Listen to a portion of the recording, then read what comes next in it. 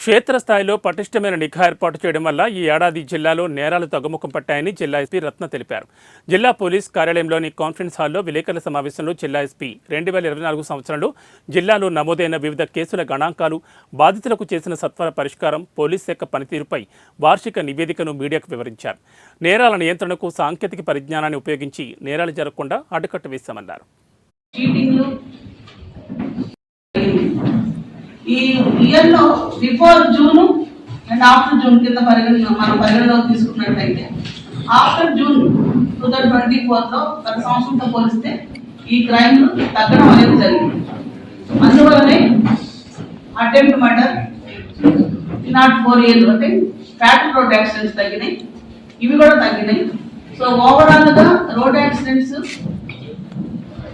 Body అఫెన్స్లు, చీటింగ్లు, culpable homicide అంటే అది కూడా బడి అఫెన్స్, ఇవన్నీ కూడా తగ్గుముఖం పట్టడం వల్ల -33% of reduction only June to December of this year మనం చూడగలుగుతాం. నెక్స్ట్ ఇయర్ అంటే ఫ్యాటల్ రోడ్ యాక్సిడెంట్స్ తగ్గినాయి, ఇవి కూడా తగ్గినాయి.